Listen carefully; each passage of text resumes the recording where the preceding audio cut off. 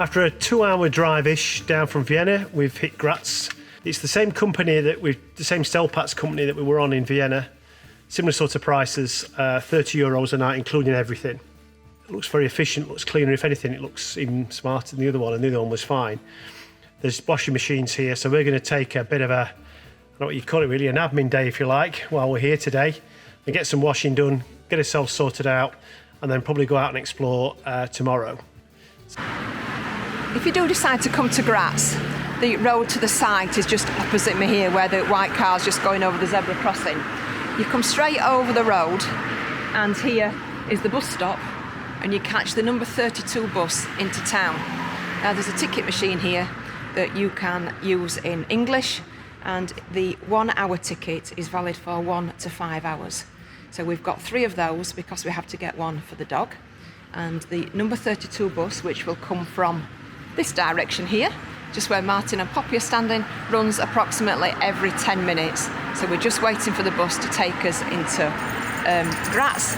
And we go to Jakob Platz, is the place where we get off the bus, and which is on the sign up there, and we come back to Bad Straßgang. And we've taken a picture of that just so we can remember it for the journey back as well. The bus terminus, 20 minutes on the bus, no problems at all. Poppy was quite happy, sat on Helen's knee with the soft muzzle on again without a problem. Takes you into the terminus of the city where the trams and the buses meet, and it's a bustling place early in the morning, plenty of people around, and cafes and bars, etc. Quite a good place to start the day. Graz is famous for all its little alleyways that lead to wide open courtyards, and there's plenty of them all around the town. And every time you turn a corner, you're going to another courtyard, there's something else to see.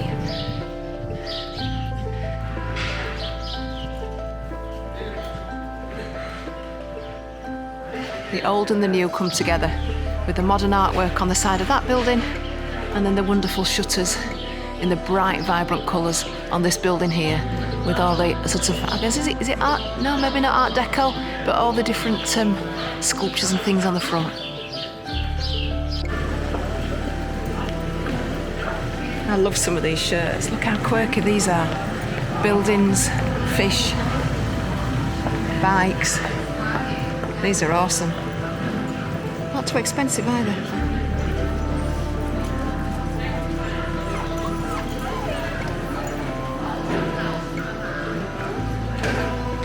So Graz is quite quaint. It's full of independent shops, little surprises around every corner. You come round, not know what to expect, and then you all get you see a building with such lovely artwork and such designs on the front of it.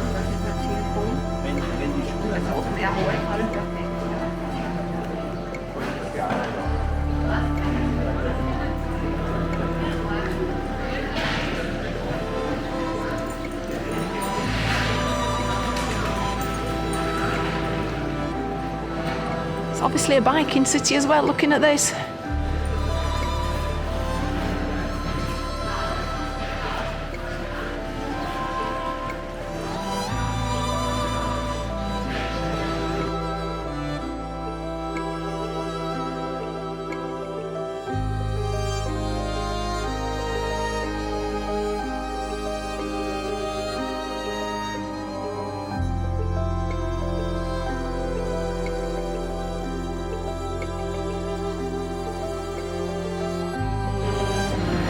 This is the main square in Graz, and we've just stopped for a little bit of an outdoor coffee.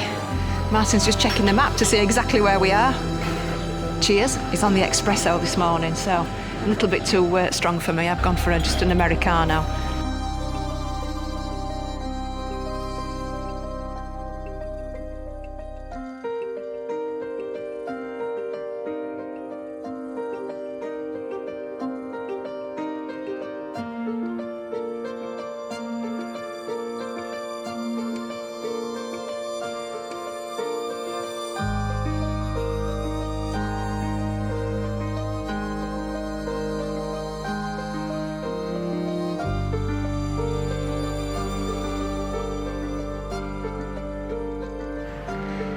not sure how well you can see this, but behind the glass here is the most famous fresco in Graz.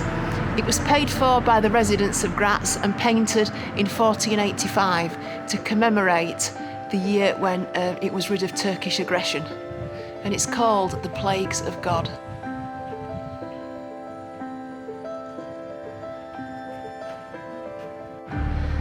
There's two places of worship here, both separate buildings. The one in front of me here is the cathedral, or the Dom zu Graz.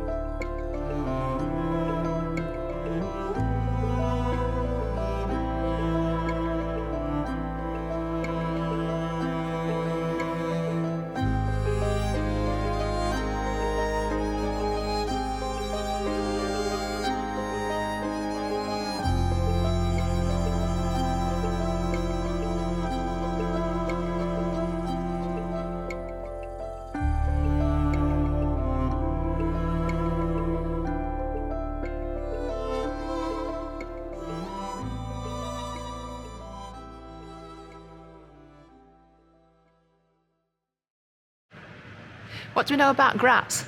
It's the second largest city in Austria, outside Vienna, of course. It's also the capital of the Styrian region.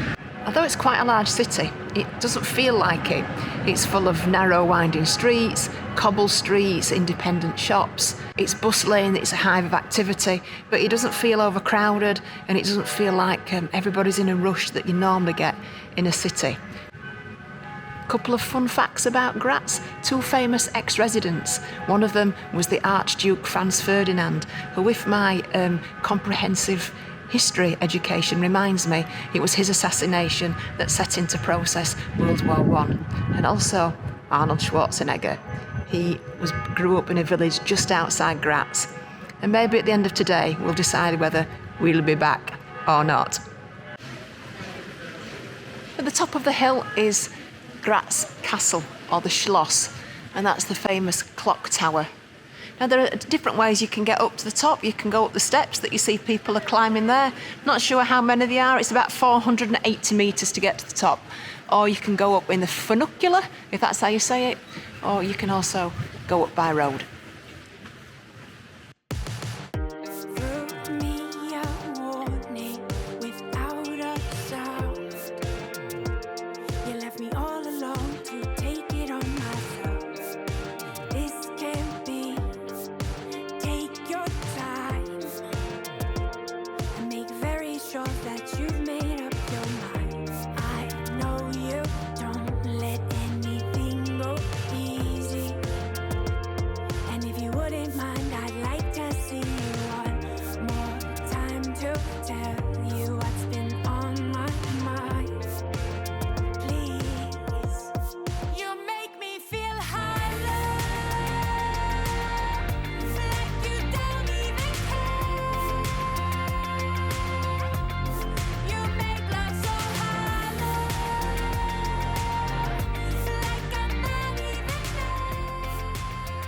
There's been a castle in Graz, or a Schloss, for over 1,000 years. In fact, they think that Graz comes from the Slavic word gradek, which means little fortress.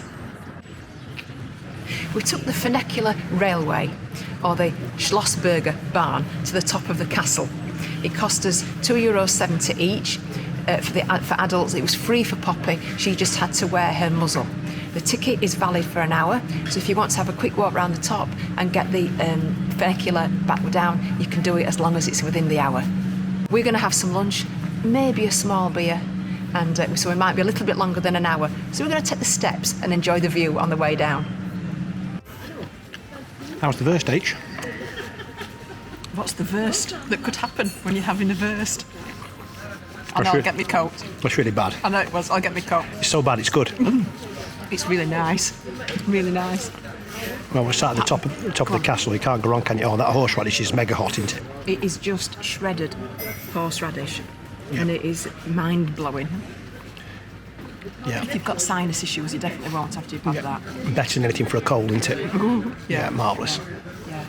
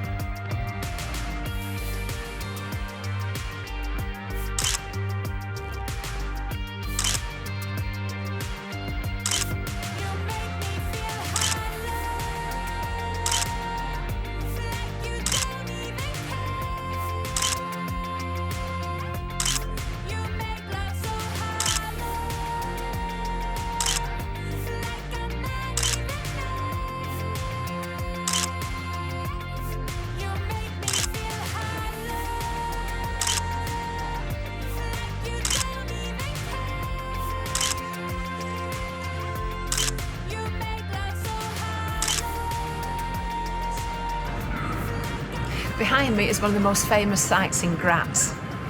It's the bell tower. It was built in 1588, and the bell inside it is called Liesel, and she weighs 5 tons. What confuses people when they look at it is they've actually swapped round the big hand and the small hand, and it causes many a tourist just to check the watch, just to make sure what time it is. These forget-me-nots behind me smell absolutely beautiful. Always reminds me of when I was a young girl, when I was in the forget-me-not troupe in the Girl Guides. There's also another way you can get down from the castle. If you don't want to take the lift, if you don't want to walk, or you don't want to get the funicular, you can actually go down the Schlossberg slide. Apparently, it's the longest underground slide in the world. We've woken to sunshine this morning, Beautiful day here. which is setting us up nice for a nice journey from Graz across to Salzburg, which we're really looking forward to. Should be a aren't we? good run. Yeah. So Yeah. we'll see you in the next one. Hope you've enjoyed Graz. It was a nice place and a lovely place to stop on the journey between Vienna and Salzburg. All in all, a good stay. Martin out. Helen out.